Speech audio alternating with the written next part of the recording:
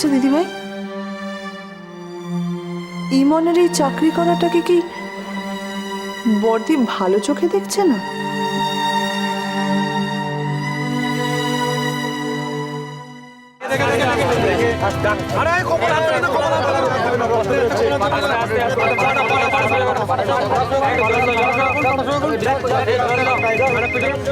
দাদা, আপনি আমাকে ফোন করেছিলেন? হ্যাঁ, আমি ফোন করেছিলাম এই বলতে। Thank you.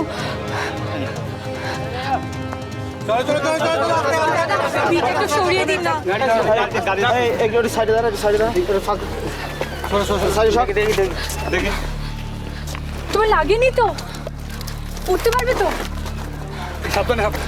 আমার কিছু হয়নি, আপনারা যেতে পারেন। আমি okay. You are right. Yeah right. Just বিশেষ কিছু হয়নি, জাস্ট ডাক্তার দেখিয়ে নিলেই হবে। লাবণ্য, আমি ঠিক আছি। রিল্যাক্স লাবণ্য, তুমি শুধু শুধু চিন্তা করছো। তুমি হাঁপাচ্ছ, দৌড়ে এসছো। Just shut up. আমার দিকে দেখতে হবে না তোমাকে। চলো এখন এখান থেকে। দাদা, আপনি একটা ট্যাক্সি ডেকে দিন না। হ্যাঁ, না চলে আসুন।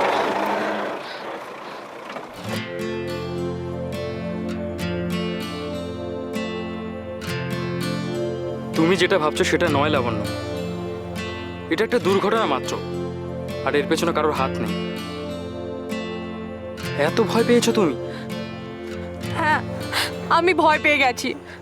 কারোর হাত নেই, কিন্তু থাকলে কি হতো রাজ?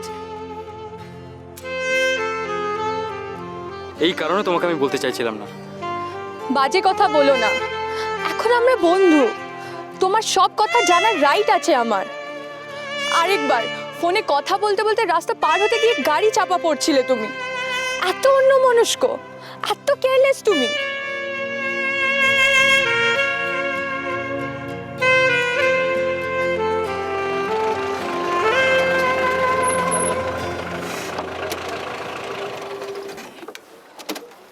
ট্যাক্সি এসে গেছে।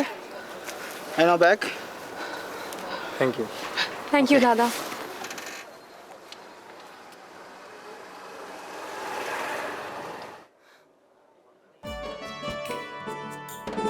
আমি ঠিক আছি লাবণ্য, আমি চলে যাব। তুমি শুধু শুধু কলেজ কামাই করো না। আমাকে আর রাগিও না তো। নার্সিং হোমে তোমাকে ফার্স্ট এড দিয়ে তারপরে আমি কলেজে যাব। চলো এখন বসো। দাদা, সামনের কোনো নার্সিং হোমে যাবে।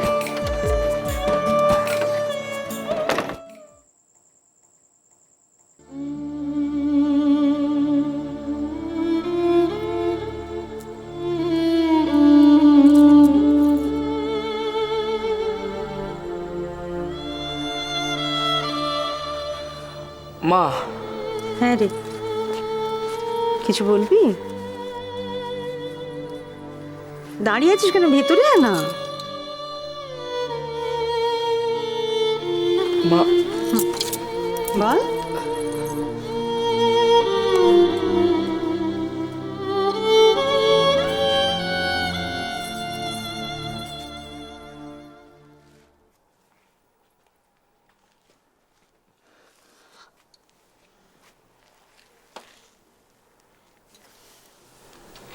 কি হয়েছে ইন্দ্র? কি বলবি আমাকে?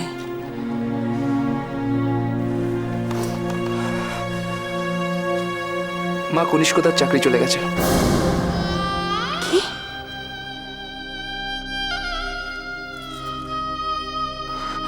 1 মাস হয়ে গেল কনিষ্কতার চাকরিটা আর নেই মা।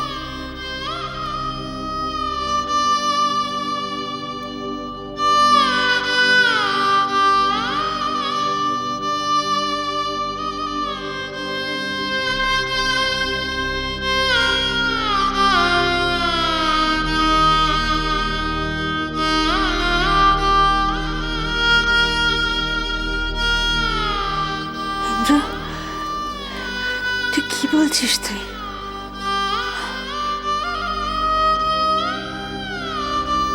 না না, এটা হতে পারে না ইন্দ্র। শোন, আমার কথাটা শোন।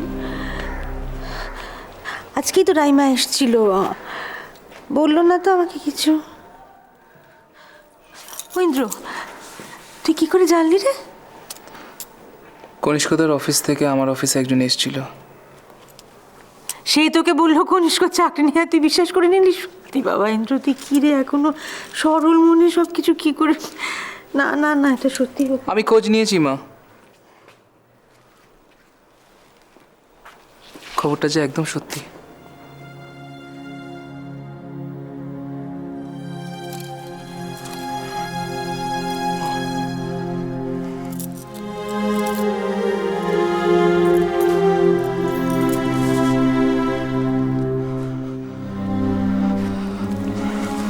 মা,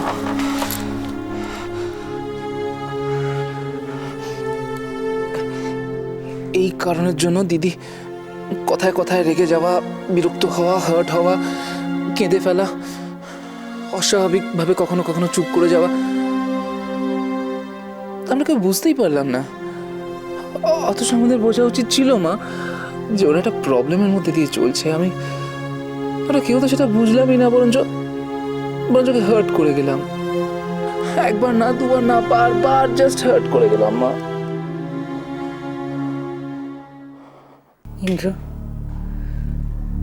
পরিস্থিতি কি সত্যি খুব জটিল রে? ইন্দ্র, চাকরির বাজার এখন কেমন রে? খুব খারাপ মা, খুব খারাপ। বিশেষ করে একটু বেশি মাইনের চাকরি বা উঁচু লেভেলের চাকরির তো কোনো কথাই নেই। আমার একটাই চিন্তা, এই কনিষ্কদাটা এত গোয়ার, মানে ও যে মাইনেতে চাকরি করতো তার থেকে একটু কম মাইনেতে যদি চাকরি পায় ও করবে না, আমি শিওর করবে না।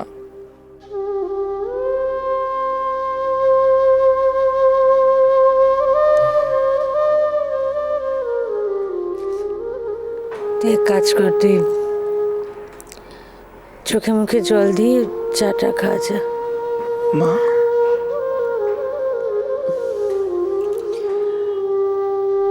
চোখটা মুখটা ভালো করে ধুয়ে নে, ওদের কাউকে বল তোকে চা দিতে।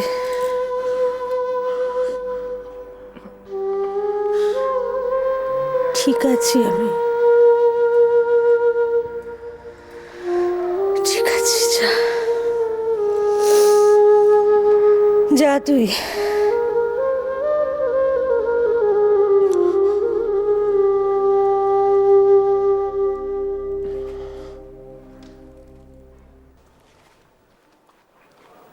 ইন্দ্র, মা, তুই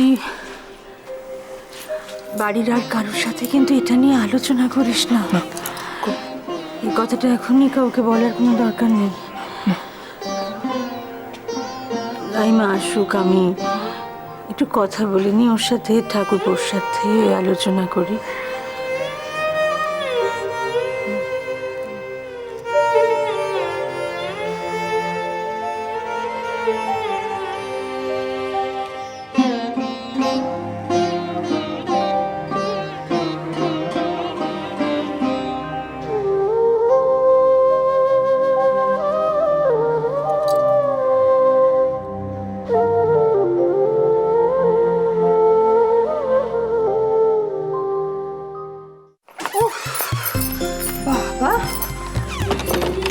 এইভাবে পারা যায় নাকি?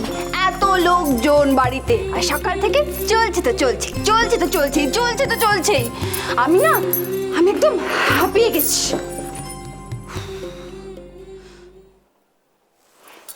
তবে ভাগ্যিস নিজেদের একটা ঘর দিয়েছে, নইলে ওই ঢালা বিছানায় সকলের সাথে ভিড় করে আমি তো আবার ঘুমোতেই পারতাম না। এই ঈশান, কি তখন থেকে অ্যালার্ম সেট করছে, একটা কথার উত্তর দিচ্ছ না? 6:30 অ্যালার্ম দিয়েছি। আমাদের কিন্তু 8টার মধ্যে তৈরি হতে হবে কিন্তু। 6:30?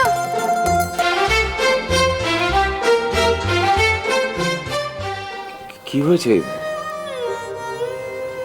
চোখে জল কেন?